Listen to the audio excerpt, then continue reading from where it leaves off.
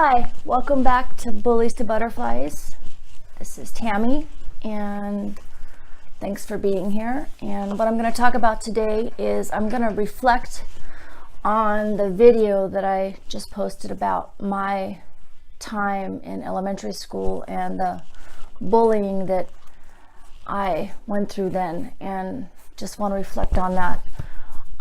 I've thought about how I want to do this channel and how I can share my story with you, and I think I'm overthinking how I want to do this, and so I just made some notes, and so I'll reflect a little bit and I'll be reading kind of from the notes, but then I'll just kind of just be natural. So that's what I'm going to do, because a lot of things happen and I don't want to share everything because that's overkill, and I don't want to lose your interest, because I just want you to know where I come from, so it puts realness from me to you.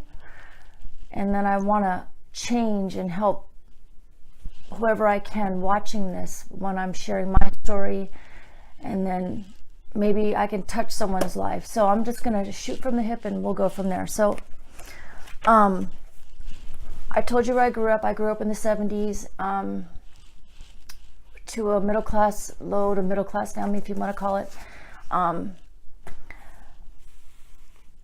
Mean Girls, as I look back, as I think about what I shared, they haven't changed in 40 years since I started my bullying, the bullying life that I led, or I had, I should say.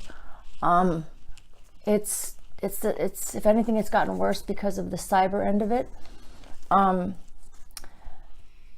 it starts out so young. It doesn't just start in high school like they portray things on TV. I mean, little kids are killing themselves. 8 and 9, 10-year-olds hanging themselves in closets.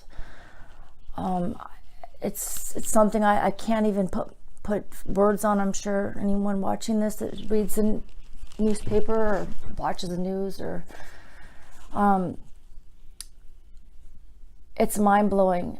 And back then they didn't do anything in the schools, and they still aren't doing anything. The victim seems to be the one that still doesn't get the help, and the bully gets a slap on the wrist, and it just seems like it's an unsolved problem, and I don't understand why there's no real push. And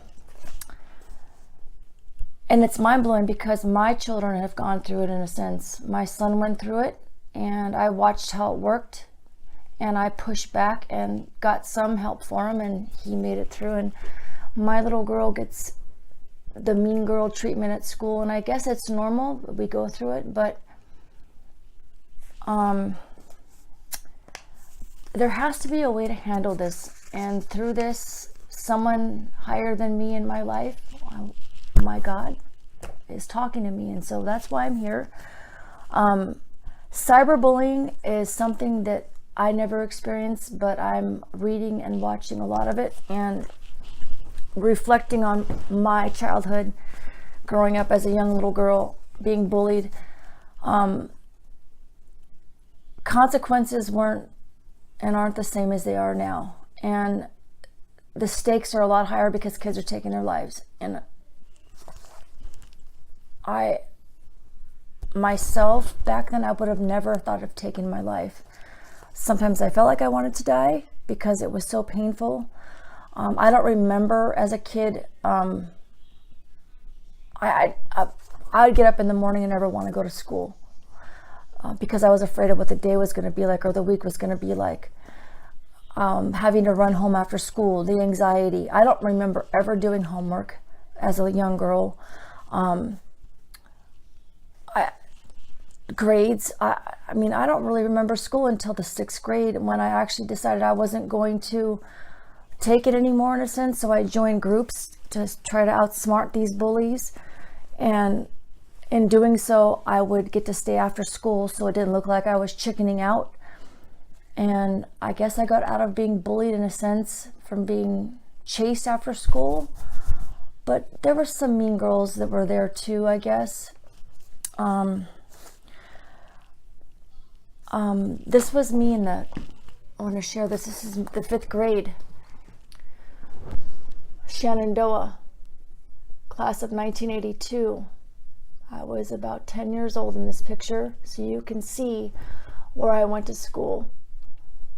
There were some great kids in this class, don't get me wrong, not everyone in this class was bad. I had some great little friends in here, but I won't mention any names. I've had some fun times too, but for the most part, there were some awful kids growing up for me in that school because, as you can see, I stood out a little bit differently, and if the story was changed and the class wasn't flipped in color, there would have been a problem for that child too.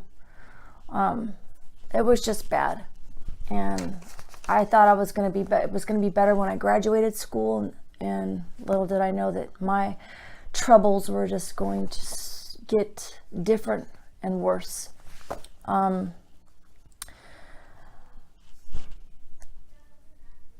My mom and my parents, after the 6th grade, were getting a divorce. My parents weren't really around. They kind of tapped out, and my mom thought helping me was to remove me from the school I was being bullied at and put me into a school two bus loads away from my house, into a school that she thought I fit into. But little did she know that I was about to take on a school that I didn't fit in at all. I came from a lower middle class family, and she put me into a school where there were a lot of rich kids, and I did not fit in. And the bullying was a different kind of bullying, so I was in a much different circumstance, and the bullying became a different kind of bullying, like I said. And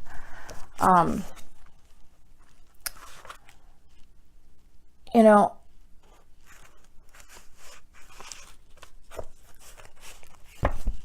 middle school for me, which will be my next topic and I'll talk about, that's where bullying you think starts. It's like middle school, like teen years. It doesn't.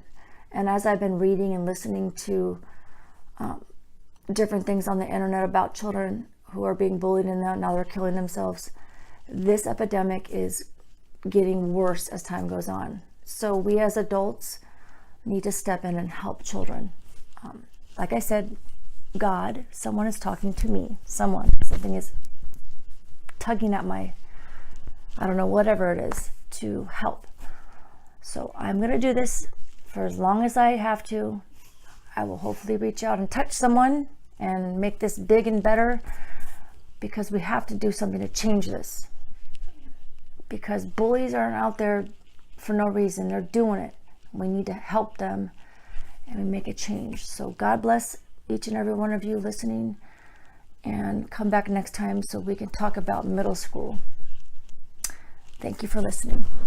Oh, and don't forget, if you have any suggestions or any comments about anything I've said or anything I haven't said that you would like to know about me, or why I'm doing this, or something you'd like me to do, or please don't hesitate to comment, and please subscribe to my channel, and also look for my interview coming up next, because I want you to meet my best friend. And by the way, I bleeped her on the last video, her name, because her name is Ty, and she lived with me growing up all the way up until the end of elementary school, and she will be an interview.